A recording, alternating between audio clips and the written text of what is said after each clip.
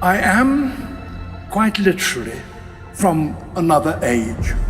The World Economic Forum annual meeting at Davos, Switzerland, 2019. An exclusive event where the world's richest and most powerful people get together to solve the world's problems. I was there when David Attenborough, was showing his new film. The Garden of Eden is no more. Beautiful, absolutely beautiful, stunning footage of how we're wrecking the planet. And people were literally crying while they were seeing it. And I was thinking, but guys, you arrived here in your private jets. We can solve this, but we need leadership. Well, innovation is what changes the rules. It's the thing that, I'm most interested in. How do you see businesses' role in combating inequality? I think business has a huge role to play in battling the issues that we're going to be talking about today. And I want to thank the World Economic Forum for providing leadership.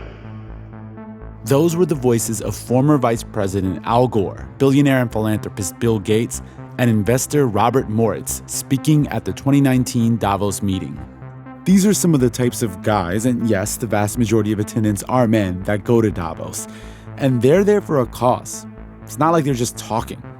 Maybe that's what's horrifying and disturbing about it. If only it would be a conspiracy. You could just roll that up and go there and expose the selfish people.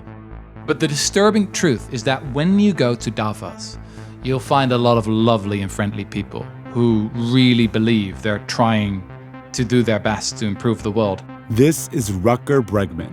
I'm a historian and the author of the book, Humankind, A Hopeful History.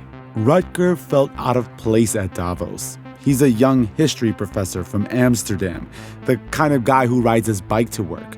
And suddenly, he's in a room with some of the world's most powerful people. I felt like I was on another planet. I really disliked it. Do we agree on what the problem is and who is meant to fix it? Is it, ironically, a discussion valuable to be had at the World Economic Forum? I know there are some who'd say, not sure you guys are the ones who exactly understand what this problem is, so we're going to prove them wrong. And I became more and more frustrated as the days went along with the fact that no one was talking about the elephant in the room, which was really the T word, taxes. Taxes. How can you talk about feminism and climate change and better business models and corporate responsibility, blah, blah, blah, when you are evading your taxes on a massive scale? I couldn't understand that.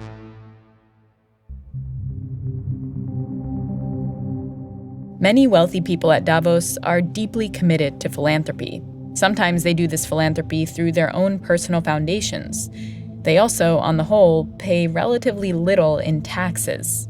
So they're giving away money, but the public gets no say in where it goes.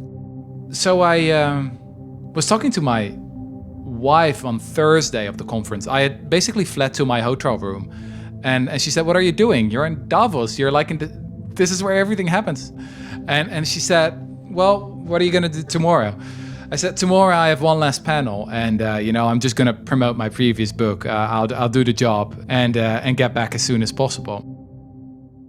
And she said, "Come on, you're such a coward. Say what you really think." What are you doing? How can you talk about feminism, climate change, taxes? You arrived here, you're such a coward. Say what you think. Taxes. His wife's words stung. They stuck with him. So Rutger decided, I'm just going to go for it. So I prepared this short speech. I wrote it out on my iPhone. And the next day I went to this panel. He knew the panel would be live streamed. The moderator asked me some question about poverty, something about my previous book, and I basically ignored the question. I mean, it feels like I'm at a firefighters conference and no one's allowed to speak about water. I mean, 10 years ago, the World Economic Forum asked the question, what must industry do to prevent a broad social backlash? The answer is very simple. Just stop talking about philanthropy and start talking about taxes. And that went viral.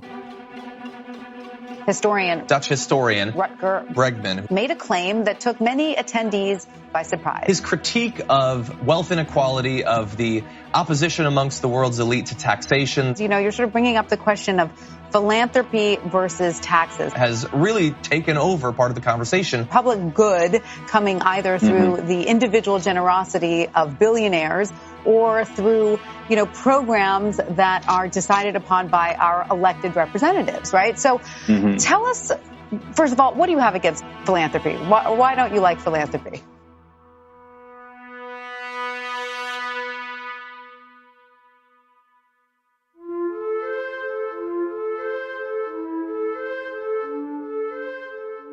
What Rutger Bregman said at Davos in 2019 wasn't just about taxes and wealth.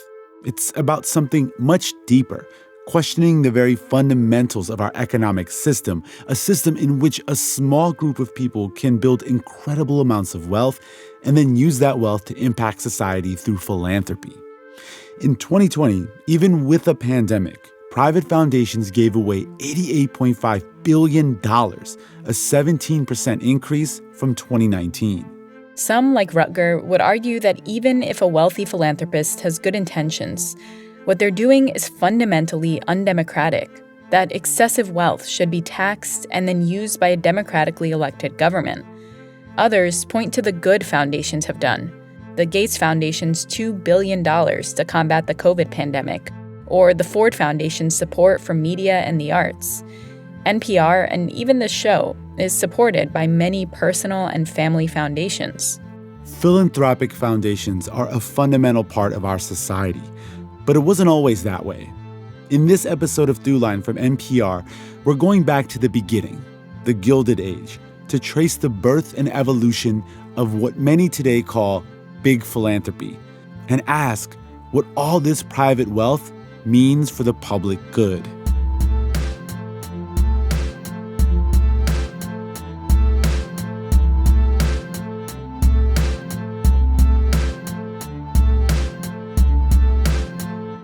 Hello, this is Nancy Smith, and I'm in Kiel, Germany. You're listening to Throughline from NPR. It's a great show. I love it. Keep up the good work.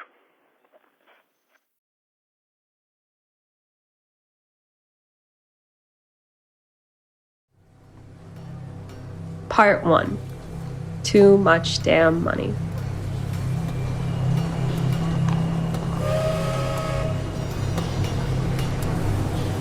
So what happened in the late 19th century is that for the first time, we in the United States had huge industrial enterprises of a size that really didn't exist before. Industrial enterprises, mainly those that were finishing raw materials. Entrepreneurial geniuses like Andrew Carnegie and John D. Rockefeller Sr. were the entrepreneurs who figured out how to produce those finished products, which returned huge profits. This is Stan Katz. I'm a recently retired professor in what used to be called the Woodrow Wilson School at Princeton University. It's now the School of Public and International Affairs. But my sort of special research area has actually been philanthropy. And the era of modern philanthropy begins with names like John D. Rockefeller Sr. But before he was a household name, Rockefeller was just an average kid from Ohio. He was a hardworking Cleveland kid. He came from a modest, one would say, lower middle class family. And, he earned every dime he ever made. And he was made to work from a very young age. He was a deeply committed Baptist, and he felt a Christian religious obligation to be charitable. Literally, the first dollar ever made, he saved 10 cents so that he could donate it to charity. As an adult, Rockefeller found his way into business. The oil business. At exactly the right time. He organized a company which ultimately becomes Standard Oil. Standard Oil was basically an oil monopoly, and it made Rockefeller the richest man in America, controlling 90% of all the oil in the country at the height of his career. This type of big business seems normal now, maybe even American. But it wasn't always like this. When you had a normal kind of capitalist enterprise anytime from the 17th century to the late 19th century, the profits generated were relatively modest, and people could use them for the normal things. They built bigger houses. They purchased fancier modes of transportation and clothing and paintings and whatever, and they were charitable. So what was different about the late 19th century? There was simply too damn much money. John D. Rockefeller Sr.'s advisors said to him that he had to find new ways of being, he called it charitable, he meant philanthropic, because he said, "Your fortune is rolling up like an avalanche. You must keep up with it. You must distribute it faster than it grows. If you do not, it will crush you and your children and your children's children." Wow. So it was literally, that was the metaphor used. The word philanthropy is derived from Greek. So it's love of people. This is Joanne Barkin. I spent most of my career as a freelance writer who writes extensively about philanthropy. The early philanthropists weren't interested in just handing out money to alleviate suffering. They wanted to investigate what was causing certain kinds of problems, whether it was social ills like poverty and illiteracy, or also disease. And the model they took came straight out of the birth of modern medicine, especially germ theory. Always have chlorinated soda for nurses to wash their hands, especially after dressing or handling a suspicious case. It may destroy germs at the expense of the cuticle, but if it takes off the cuticle, it must be bad for the germs. Florence Nightingale. So the idea was, if you have a problem, you try to isolate the pathogen, and then you formulate some sort of cure for it, and then you disseminate the cure. So, for instance, tuberculosis. You tried to find out what was causing tuberculosis, and then you tried to cure tuberculosis, an antidote of some kind of medicine, and then the thing to do is you had to disseminate it. You had to get everyone who had TB cured. So the idea behind philanthropy was to take this medical approach and apply it to social illness. And probably the two biggest social problems that were worked on for the latter half of the 19th century were illiteracy and poverty. And the new mechanism for curing these problems? Foundations. Chronologically, the very first one is the Russell Sage Foundation, which still exists today. Russell Sage is a less-known name than Carnegie and Rockefeller, but he was a New York Railroad exec who, when he died, left his fortune to his wife, Margaret. She started the Russell Sage Foundation in 1907 for the improvement of social and living conditions in the United States. What was different about what she set up from what had ever come before is that she got a charter just the way a corporation would have to get a charter for what it was going to do. But at the same time, it was tax exempt because it was doing charitable work. And the charter purpose was just so much more general than anything that had ever come before. It was a totally new structure, and it caught on. A few years after Russell Sage, Andrew Carnegie founded his foundation, and a few years after that, Rockefeller became the third such foundation in America. I think that Carnegie and Rockefeller wanted to do good. Whether or not it was to make up for any harm they had caused, or whether it was just like belated feeling of obligation that they had to put, they were both religious, that they had to put their religious beliefs into practice. That's how the idea got started. How vast indeed is the philanthropic field. It may be urged that the daily vocation of life is one thing, and the work of philanthropy quite another. I have no sympathy with this notion. The man who plans to do all his giving on Sunday is a poor prop for the institutions of the country.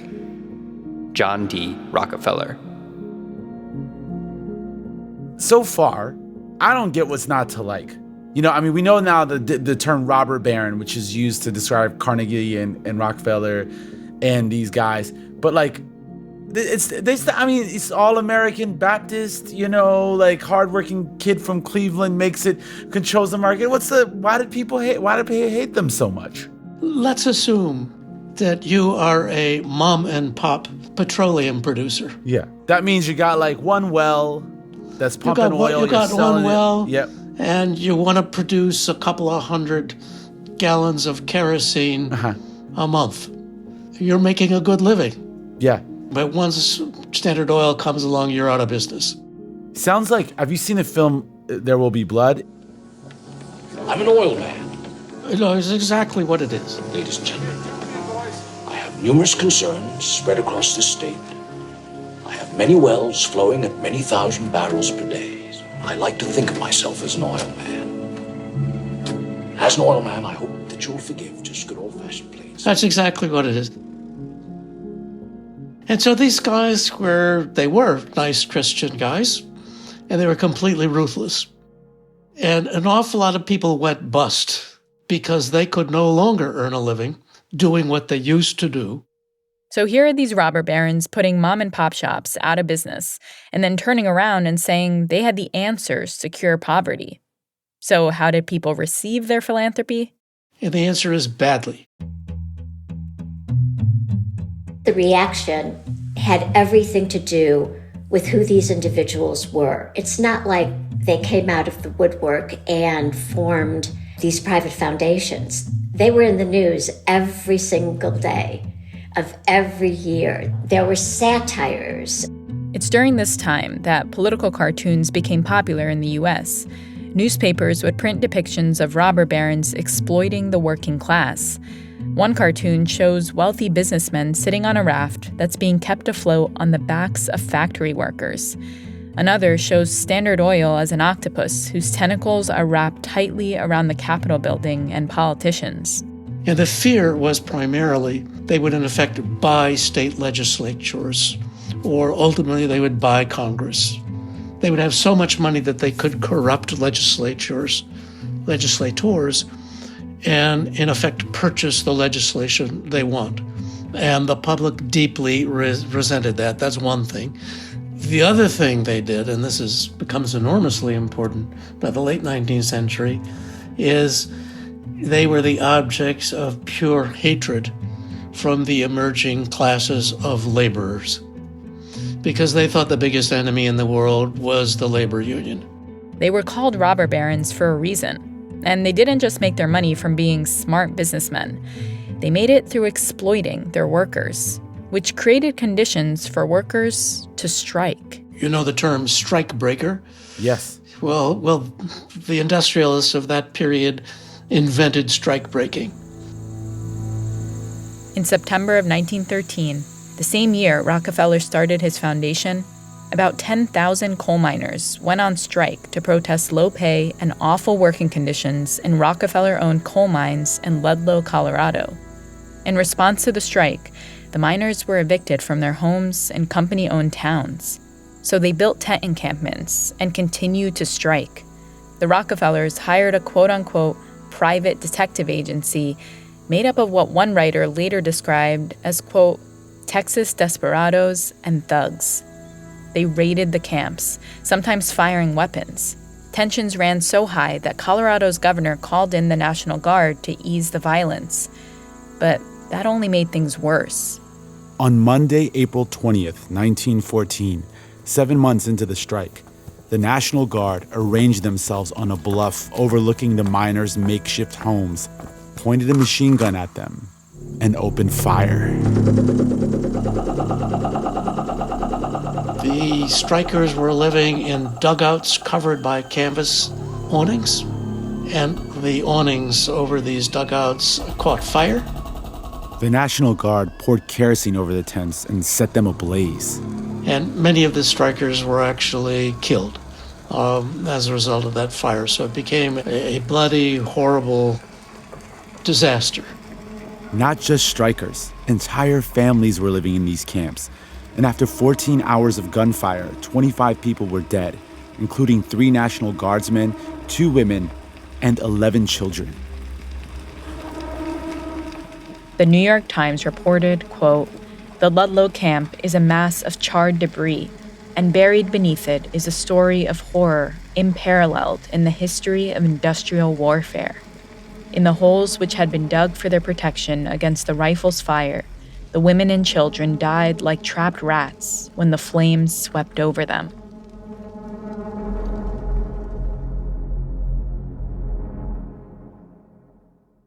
The event came to be called the Ludlow Massacre, and it couldn't have happened at a worse time for Rockefeller, as the Ludlow strike went on month after month, resulting in its bloody finale. A commission on industry relations was formed to investigate working conditions in industries across the U.S. and relations between employers and employees. And in the middle of the commission, they watched the Ludlow Massacre unfold in real time.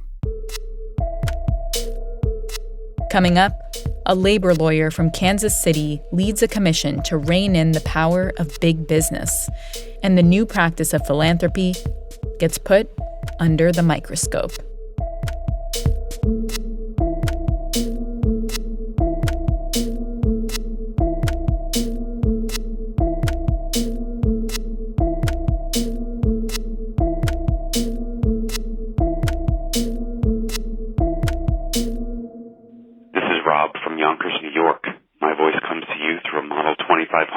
desk telephone manufactured by Western Electric for the Bell system on November 17, 1971. To communicate is the beginning of understanding. You're listening to Throughline on NPR.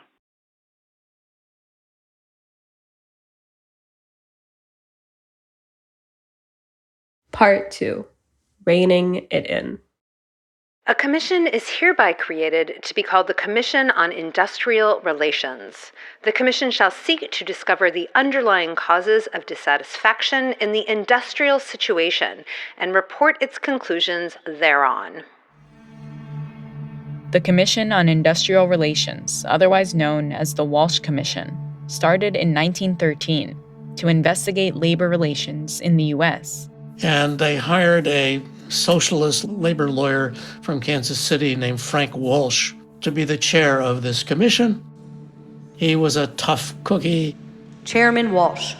What do you think has been accomplished by the philanthropic activities of the country in reducing the suffering and want among the people? Mr. Guggenheim. There has a great deal been done. If it were not for what has been done and what is being done, we would have revolution in this country. And that was the main thing it did, was to put prominent people on record as to what the robber barons were doing, what their companies were doing, but also what the philanthropic foundations were doing. And the Rockefeller Foundation was the major target in terms of foundations. The entrance of the foundations into the field of industrial relations through the creation of a special division by the Rockefeller Foundation constitutes a menace to the national welfare to which the attention not only of Congress, but of the entire country should be directed. The purpose of Mr. Rockefeller to influence the public press is clearly shown by the employment of an experienced publicity expert as a member of his personal staff. There is developing a degree of control over the teachings of professors in our colleges and universities, which constitutes a most serious menace. It would be desirable to recommend their abolition. So that's the kind of language that they were using, and it was deeply felt. My wife's grandfather was a very famous Unitarian minister at the time. He was a man named John Haynes Holmes. He was a tremendous guy. And so he was one of the people the Walsh Committee summoned to ask what he thought. He says, "My standpoint is the whole thought of democracy. From this standpoint, it seems to me that this foundation, the very character, must be repugnant to the whole idea of democratic society." Zing! So he's told us they're good Christians, but look out. Now remember, the Ludlow Massacre happened in 1914, which was smack in the middle of the hearings. Rockefeller was already being scrutinized for labor practices and philanthropic activity, but now he had to testify against the claims that he was responsible for the deaths. And John D. Rockefeller Jr. had denied under oath that he knew anything about it? Mr. Walsh, in spite of the objections that had been raised by some of his commission associates to his methods, went at Mr. Rockefeller in hammer and tongs fashion. You close your eyes to the crime at Ludlow and the evidence at the inquest. You sit back in your offices in New York and say, I uphold the executives. Walsh grilled Rockefeller as he held up a picture of a little boy killed during the massacre. Walsh. Here is this boy's picture. Do you wish to see it? Rockefeller. No, you have described it. Walsh. I will ask you the direct question. Were these men, mine guards, physicians, storekeepers, and others that went into Troop A paid by you for what they did that day? Were they kept on the payroll? Rockefeller. I do not know. Do you know that afterward, Troop A wantonly fired on this camp where there were women and children, that they looted the dead, stole their property, and set fire with torches and oil to the tents in which they were dwelling?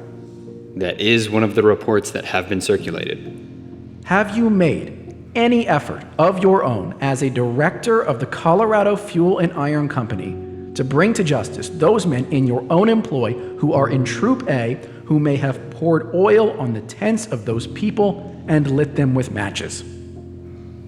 No.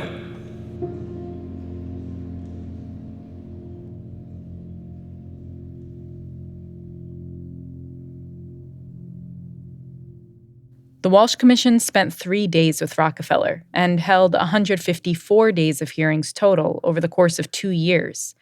Along with Guggenheim, Carnegie, and Rockefeller, critics like labor activist Mother Jones, future Supreme Court Justice Louis Brandeis, journalist Ida Tarbell, and Stan's grandfather-in-law took the stand.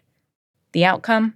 If you stopped the first PhD you saw walking down the street in Manhattan and said to him, "What was the Walsh Commission?" he couldn't even begin to guess, right? I mean, had you heard of the Walsh Commission before? Exactly. Does it in any way have an impact on shaping the way foundations operate? I think it has very little, really. And the reason is the foundations, there weren't very many. They were just coming online. They felt and they were complying with the law. And they felt as though they were doing good. And they rejected, I think, the notion that they were attempting or actually undermining the democracy.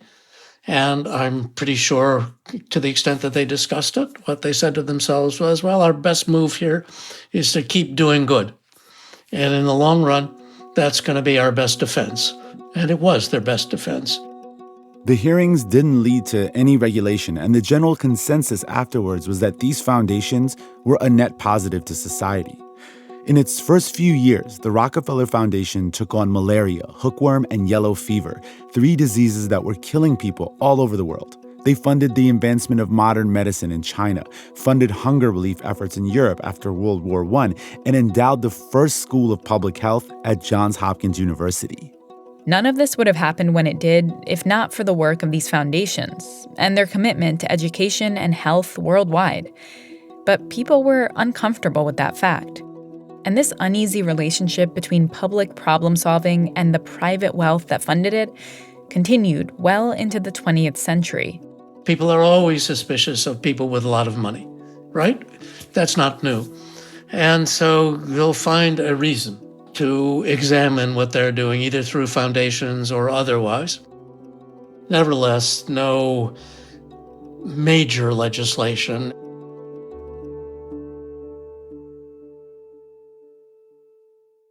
In the decades after World War II, private foundations really started to take off. But there also started to be some skepticism that foundations were engaging both in self-dealing, using their money to enrich themselves, and in tax evasion. Remember, foundations were tax exempt since they were considered charitable giving. So putting all your money in a foundation saved you a lot of money. President Harry Truman caught on to this in 1950 when he said that the tax exemption given to private foundations was being used, quote, as a cloak for speculative business ventures. And that was common enough that both the Treasury and individuals who are well-informed were troubled by it. And that's basically what Congress was trying to address in 1969. 1969, the year Congress embarked on the most significant investigation into private foundations since the Walsh Commission. It was particularly directed at the Ford Foundation. The Ford Foundation was officially founded in 1936 by Henry Ford's son with an initial gift of $25,000. After both Ford and his son died in the 1940s, their fortunes turned the foundation into the largest in the world. Once it did get going, it sort of identified itself as an aggressively liberal, progressive kind of foundation. And that raised another issue. In the 1930s, Congress had limited the political activities of foundations. But the Ford Foundation intervened aggressively in public education reform in New York City schools, supporting the Black-led movement for community control and funding new demonstration school districts. If it didn't go over the line that had been set in the 1930s against political limit activities, it came very close to that line, and it was unembarrassed. And the man running the Ford Foundation at the time was actually a friend of mine named McGeorge Bundy. McGeorge Bundy. He was one of these Ivy League characters who came from a very good Boston area family, went to Yale, and later then became an academic, a political scientist, one of the smartest people I ever met in my whole life. He had been a major Kennedy administration actor in the planning of the Vietnam War.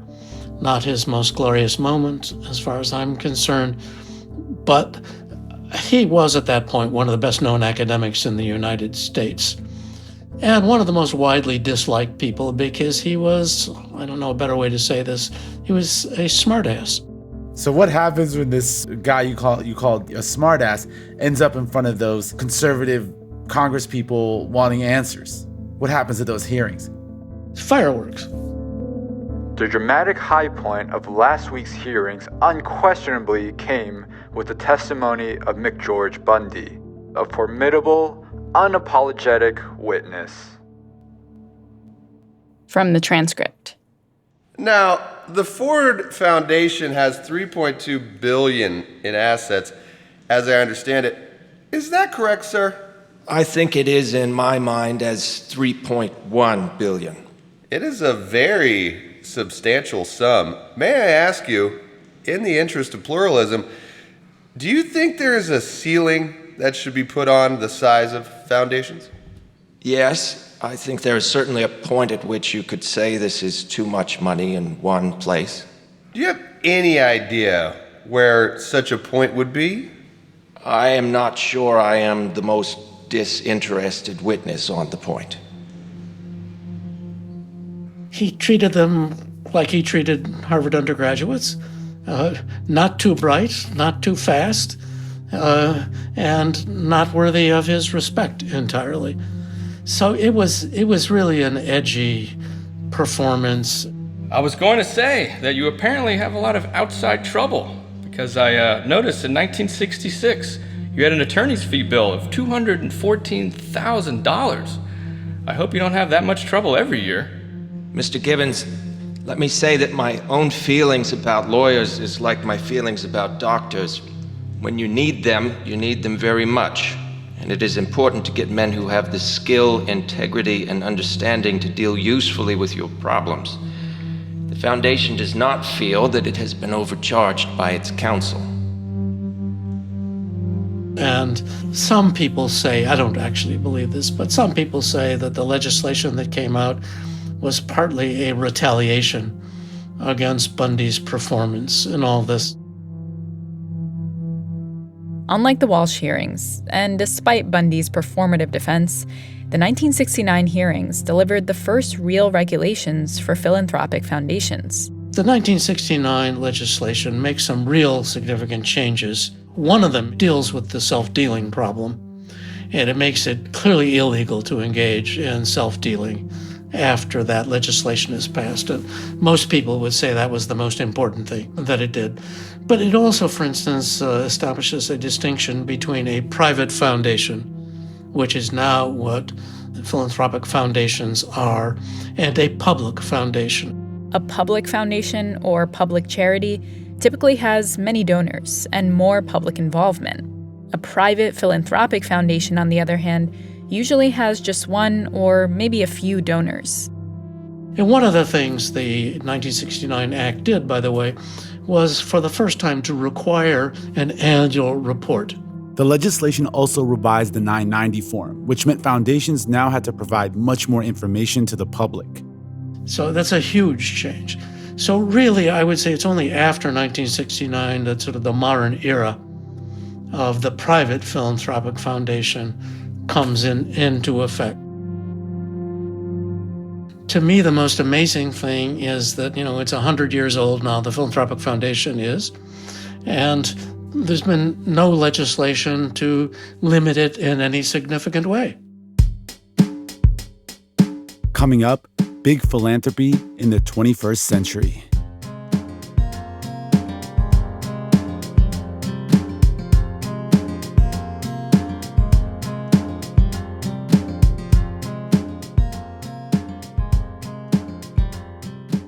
This is Jonathan from Falls Church, Virginia.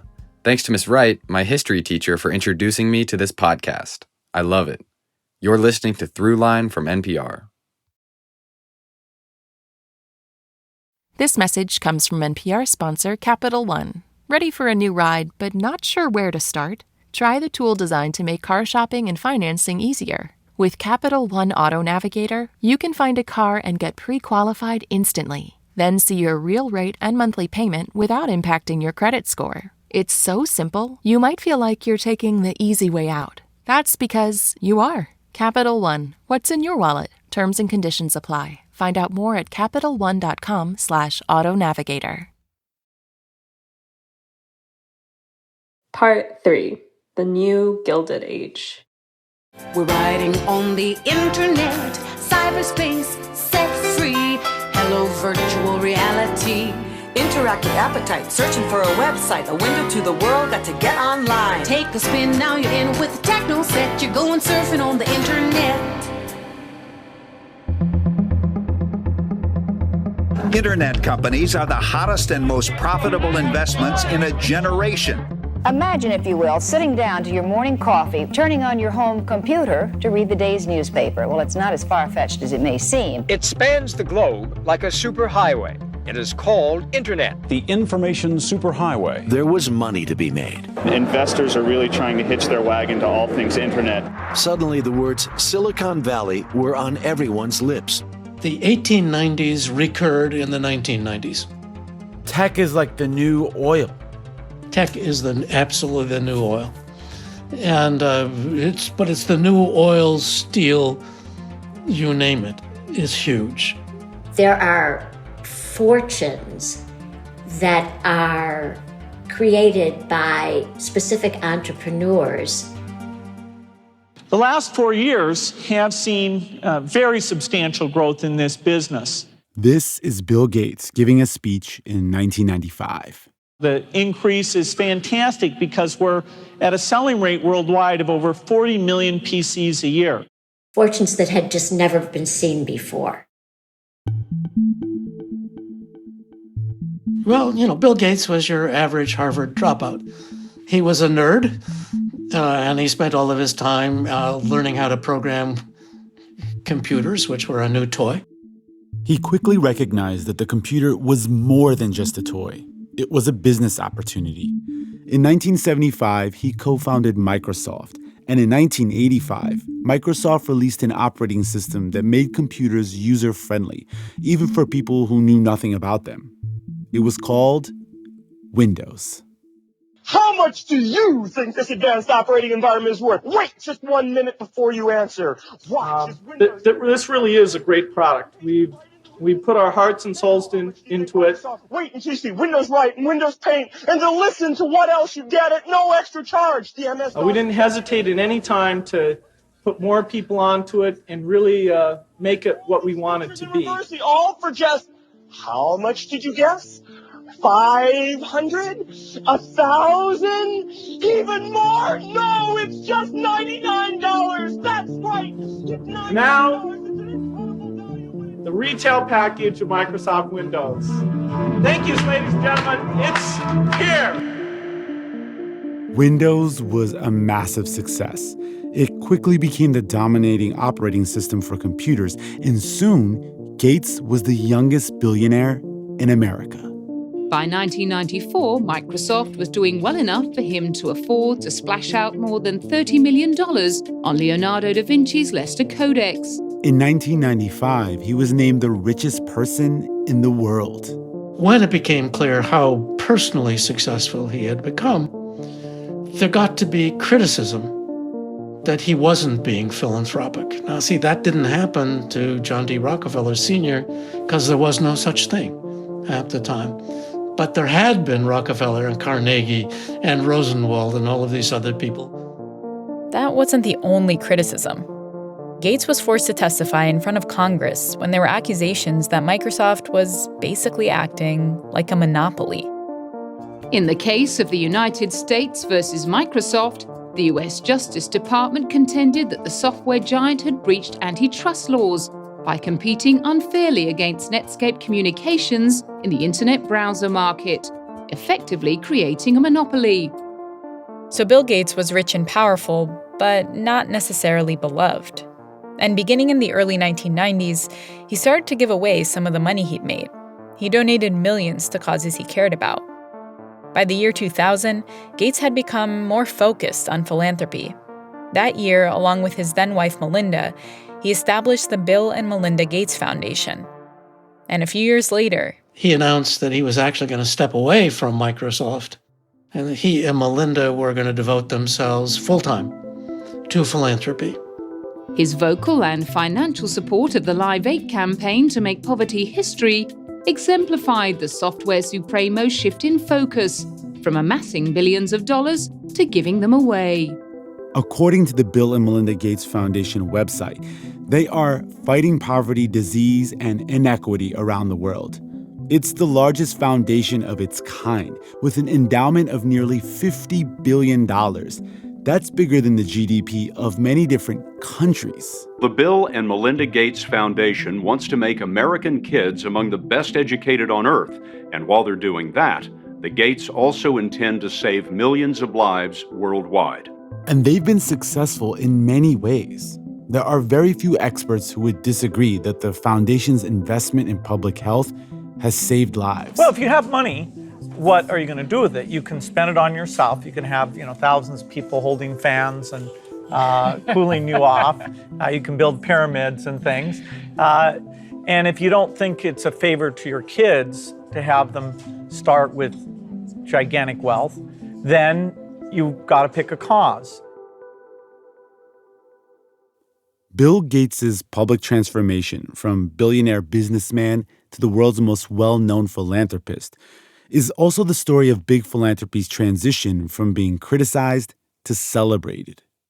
What Bill and Melinda French Gates have done with their fortune is incredible.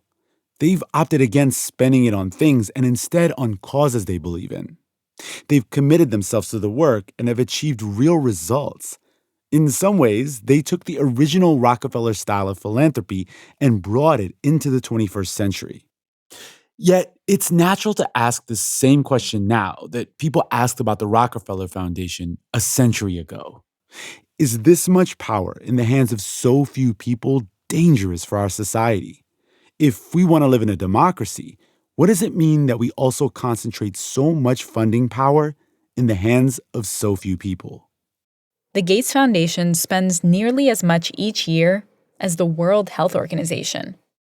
But, what does that mean? And what it means is that decisions as to investment policy in public health by the Gates Foundation, in effect, drive what the World Health Organization does because there's all this money going into it. In other words, because the Gates Foundation controls so much of the international funding for public health initiatives, they, by default, drive the agenda. So if the Gates Foundation is interested in funding an issue, then it's more likely that more people will work on that issue. And unlike other private personal foundations like the Rockefeller Foundation or the Carnegie Corporation, the Gates Foundation wasn't set up with a big set of trustees that functions like a board of directors. That huge foundation, the largest foundation in the world, had a board of trustees of 3 people. Bill, Melinda, and Bill Sr., his father. And then finally, they added Warren Buffett to the group. Warren Buffett is a billionaire who runs one of the biggest investment firms in the world. He's given the Gates Foundation billions. Last year, Bill and Melinda Gates divorced, and Buffett stepped down. As a result, the foundation has brought in a few more trustees. But still, this means a small group of hand-picked people are making decisions about funding that will impact millions of lives. The Gates Foundation provides funding to NPR. They declined to comment for this episode. On their website, they describe their work as filling gaps and solving problems that neither the private nor public sectors can address on their own. And of course, this conversation isn't just about the Gates Foundation. The reality is that their work came out of a new wave of wealth generated at the start of the internet age. There are now dozens of foundations with endowments of over $1 billion. So it's easy to ask, will the foundations of the new Gilded Age receive the same scrutiny their predecessors did? There's legislation pending in Congress that would update some regulations. But both Joanne Barkin and Stan Katz are skeptical. I'm going to predict that there's going to be no legislation, and there's going to be very little regulation. There has been a lot of discussion of things that might be done. And I think that, on the whole, people who run congressional committees believe that philanthropic institutions are the goose that lays golden eggs. And they've got to be very careful about doing something which creates disincentives to private philanthropic investment. The question of intent is just something that is absolutely irrelevant.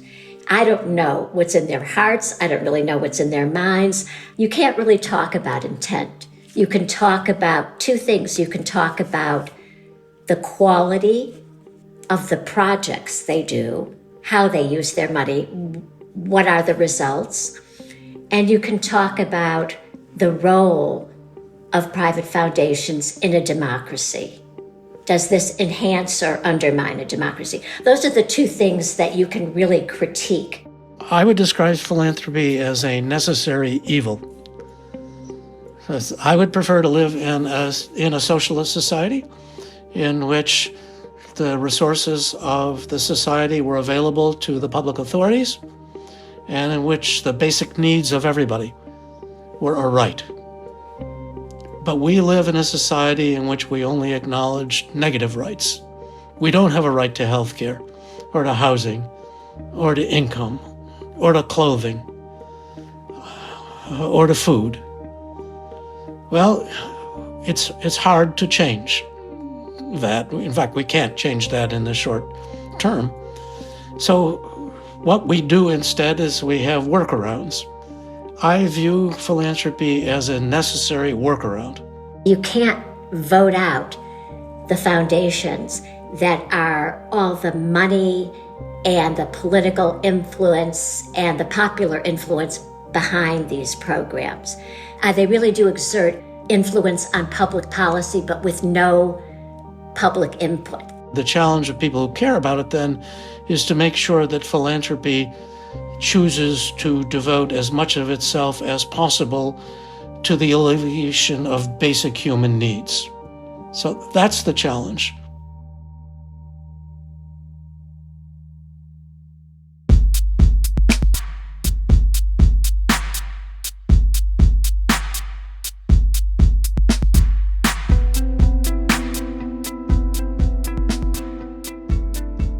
That's it for this week's show. I'm Ramteen Arablouei. I'm Randa Abdel-Fattah, and you've been listening to Throughline from NPR. This episode was produced by me. And me, and... Lawrence Wu. Lane Kaplan-Levinson. Julie Kane. Victor Ibeez. Monsi Krona. Yolanda Sangweni. Casey Miner. Kumari Devarajan. Fact-checking for this episode was done by Kevin Vogel. Thank you to Lawrence Wu, Victor Ibeez, Lane Kaplan-Levinson, Michael Gottwald, Eve Abrams, Avi Wolfman-Arendt, Tom McGovern, Bill and Turner Ross, and Robbie and Alejandro Flores for their voiceover work. And additional thanks to Jerry Holmes, Tamar Charney, and Anya Grunman. This episode was mixed by Josh Newell. Music for this episode was composed by Ramteen and his band Drop Electric.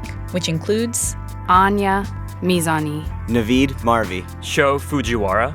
And finally, if you have an idea like something you heard on this show, please write us at throughline@npr.org or hit us up on Twitter at throughlinenpr. Thanks for listening.